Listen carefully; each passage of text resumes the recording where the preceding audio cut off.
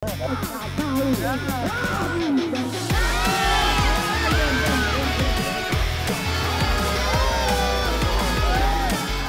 keanekaragaman budaya serta kearifan lokal di Indonesia tidak ada batasnya. Dari tradisi atraksi budaya hingga kearifan lokal masyarakat yang memanfaatkan alam sebagai sumber kehidupan. Febi Hananto akan berpetualang menapaki keanekaragaman budaya Indonesia dan kearifan lokal masyarakatnya.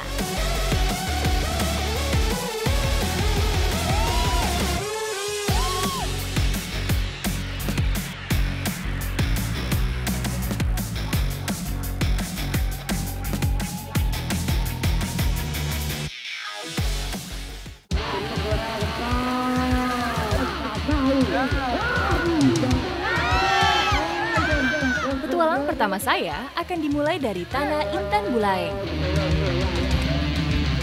Ini udah mau mulai ya? Sudah sampai Sumbawa, kurang lengkap rasanya kalau tidak ini mengikuti kegiatan balapan kerbau. Dan pas kali ini saya lagi melihat mereka lagi siap-siap mau balapan di sana. Ikuti jejak saya, jejak petualang. Balapan kerbau merupakan ajang bergengsi sekaligus prestasi para peternak kerbau yang selalu ada setiap minggu. Atraksi budaya masyarakat Sumbawa ini selalu menyita perhatian masyarakat dari semua golongan. Lokasi balapan kerbau tidak menetap, melainkan berpindah-pindah di setiap desa atau kecamatan. Tergantung kesiapan dari panitia penyelenggaranya.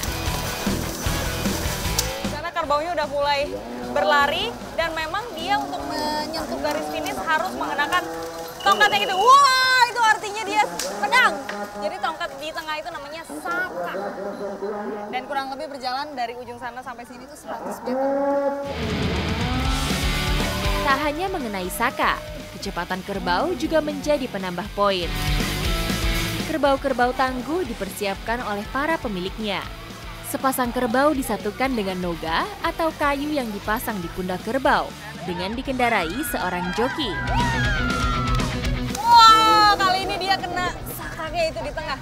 Gak seru nih kalau cuma nonton doang. Kayaknya abis ini saya mau datengin ke sana mau ikut main juga.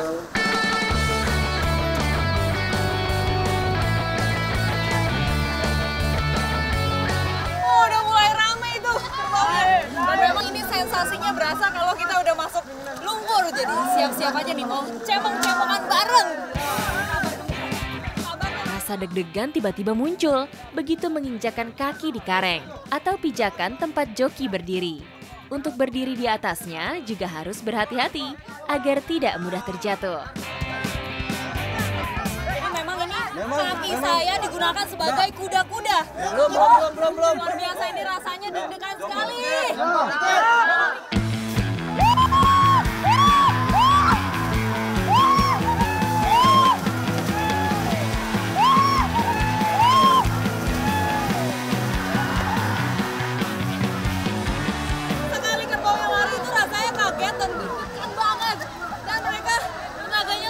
Jadi saya pegangannya memang harus benar-benar kuat sekali. Tidak mudah memang mengendalikan dan mengarahkan kerbau dari atas kareng. Arena yang licin dan berlumpur kadang mengganggu penglihatan para joki, membuat mereka terjatuh termasuk saya. Keseimbangan juga menjadi faktor penting. Tak hanya sekadar balapan, tapi juga menguji adrenalin. Meski penuh lumpur, saya masih penasaran untuk mencobanya lagi. Kali ini harus bisa sampai garis finish.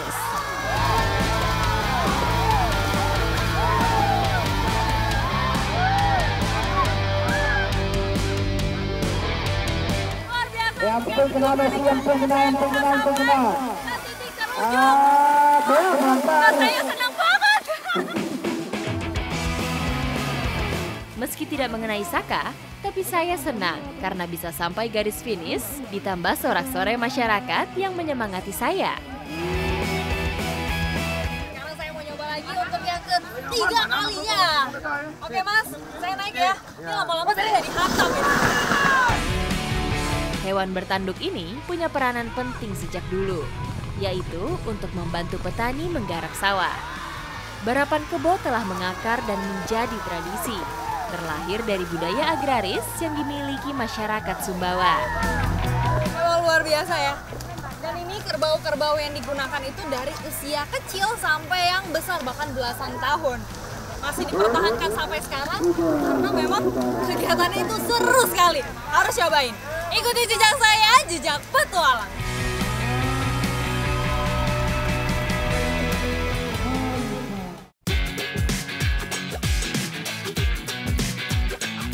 Petualang saya terus berlanjut mengikuti kearifan lokal masyarakat Krui memanen getah damar.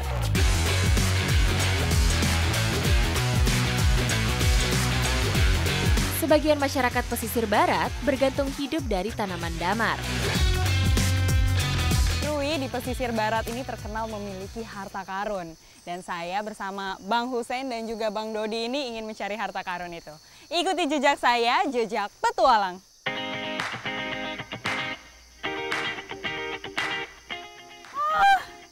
Ini saya nggak nyampe nih Bang, belakang-belakang. Orang 3 atau 4 orang baru nyampe. Jadi pohon damar itu memang biasanya ada segitiga-segitiga untuk mengeluarkan getahnya dan bisa untuk pijakan kaki ya Bang ya. Kalau misalnya mau ngambil getahnya ke atas. Budidaya damar memerlukan waktu yang lama. Setelah berusia di atas 20 tahun, damar baru bisa dipanen getahnya. Ini kalau sebesar ini udah berapa tahun nih Bang? Ini nggak kurang dari 150 tahun, bisa lebih. Jadi sebelum kita manjat, kita harus pakai alit atau ambon supaya lebih safety. Alit terbuat dari tali dari rotan yang dianyam sedemikian rupa dengan panjang sekitar 2 meter. Alit diikatkan pada pohon damar sebagai sandaran pemanen atau sebagai tali penyangga untuk memanjat pohon damar. Nah ini dia nih, tembilung. Jadi ini untuk mengambil getahnya supaya tidak jatuh-jatuhan ya Bang ya. Selain ukuran pohon yang lebih besar, talinya nggak bisa yang kecil-kecil, pendek. Jadi dia menopangnya lebih enak. Akhirnya nih saya sudah mendapatkan tempat yang nyaman supaya kita ngambilnya juga tenang. Ini kalau yang nggak terbiasa kayak abang-abangnya, saya udah pegel. Kakinya harus nahan karena kaki itu nahannya paling kuat ya Bang ya? Iyalah, tumpuan di kaki. Tumpuan di kaki.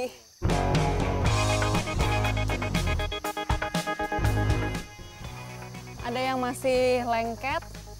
Tuh, bentuknya kalau yang udah mengeras itu biasanya udah berapa lama Bang? Udah 1 bulan. 1 bulan udah mengeras. Tapi kalau masih lengket gini biasanya baru 2 minggu. Waktu terbaik untuk panen getah damar mata kucing ini biasanya pada musim kemarau. Dan katanya kalau musim kemarau itu kan dapet cahayanya lebih banyak dibandingkan musim hujan. Kehidupan penduduk pesisir Krui banyak bergantung pada keberadaan repong damar atau sebidang lahan kering yang ditumbuhi beraneka ragam jenis tanaman produktif. Jadi kenapa disebut damar mata kucing? Karena bentuknya itu seperti kristal, terus kalau kena cahaya dia bisa bersinar seperti mata kucing. Kebetulan saya juga pecinta kucing, jadi saya tahu banget. Iya Bang ya. Setiap takik pada pohon damar menghasilkan getah sekitar 1/4 kilogram. Setelah kita ambil getah damar mata kucing ini, harus dibikin luka baru lagi, seperti ini, supaya bisa menghasilkan getah yang baru, sekitar sebulan sampai 2 bulan lagi. Damar mata kucing telah menjadi ikon dari Kabupaten Pesisir Barat. Selain getahnya, pohon damar juga dimanfaatkan masyarakat untuk dijadikan bahan bangunan dan peralatan rumah tangga. Jadi, getah damar mata kucing ini selain biasanya dijual oleh masyarakat sekitar, tapi bisa juga digunakan untuk kerajinan. Kira-kira fungsinya untuk apa ya? Saya juga penasaran. Ikuti jejak saya, jejak petualang.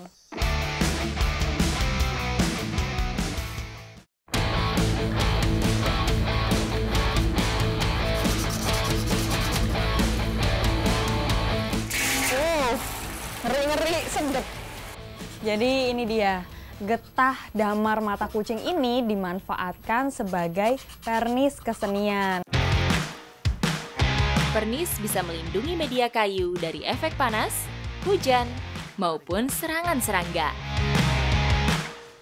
Dan kualitas getah damar mata kucing ini sudah yang terbaik karena paling bening, kuat juga, terus serat-serat kayunya ini jadi tertutup dan jadi lebih mengkilat.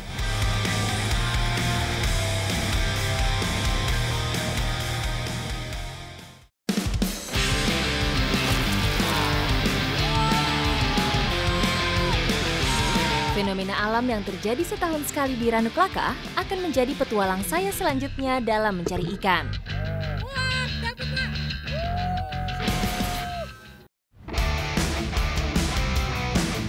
Kabupaten Lumajang, seperti kepingan surga di belahan timur Pulau Jawa. Keindahan alamnya tidak diragukan lagi. Ada fenomena tahunan yang ditunggu-tunggu masyarakat di sekitar Ranuklaka. Hari ini seluruh masyarakat Ranuklaka berkumpul untuk melakukan pesta koyo. Pesta yang memang hanya ada setiap 1 tahun sekali. Ikuti jejak saya, jejak petualang. Saat fenomena koyo, stok ikan akan melimpah, sehingga membuat harga ikan akan cenderung turun. Meskipun ikan mabuk karena anomali di Ranuklaka, namun ikan ini aman untuk dikonsumsi.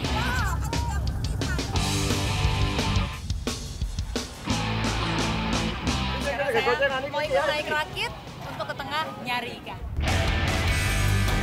Fenomena ini biasanya terjadi saat musim kemarau atau puncak musim dingin.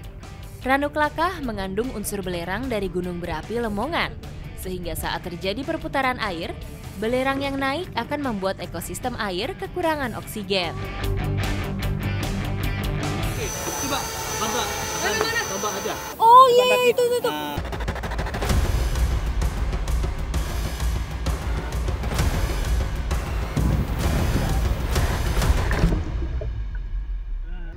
Aduh, gak dapet. Bentar, aduh. Meskipun ikan sudah mabuk, ternyata untuk menombaknya tidak semudah yang saya bayangkan. Aduh, belum. Dikit lagi, Pak.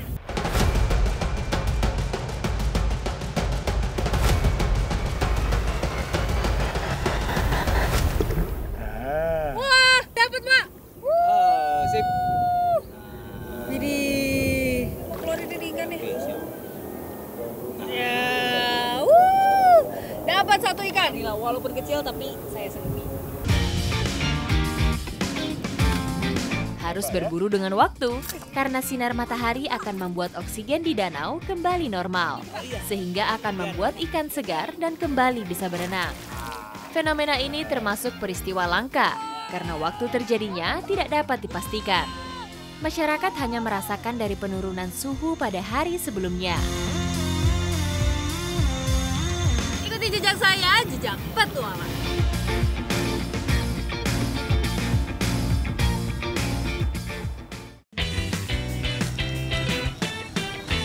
Masyarakat di sekitar Ranuklaka, sebagian besar nenek moyangnya berasal dari Madura. Tak heran resep kuliner di sini juga terpengaruh dari sana. Ikan hasil koyo hari ini mau dimasak menjadi songkem ikan nila. Nah, ini saya lagi mempersiapkan bumbu-bumbunya dulu dan yang pastinya akan dimasak secara unik. Bumbu songkem ternyata sederhana sekali. Namun ciri utamanya menggunakan bumbu petis khas Jawa Timur. Songkem itu mirip seperti pepes tapi bedanya dia itu khasnya pedas. Makanya ini semua cabai akan saya ulek. Selain bumbu, yang unik dari memasak ikan songkem adalah prosesnya. Mengukusnya itu pakai pelepah pisang karena pelepah pisang ini mengandung air dan nanti rasanya dan aromanya juga jadi khas ya Bu ya. Cara masak seperti ini membuat daging ikan lebih empuk dan bumbu meresap sampai ke dalam.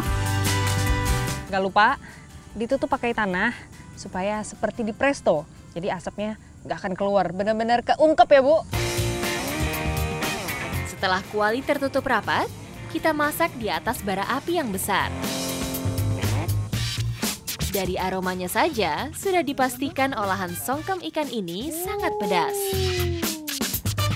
Songkem ikan nila. Nah, saya langsung cobain ya, Bu. Wah, benar. Pedasnya benar-benar masuk banget ke tekstur daging ikannya. Biasanya kalau songkem itu nggak cuma ikan, tapi bisa buat ayam, bisa buat bebek juga. Tapi ini buat ikan enak loh, Bu.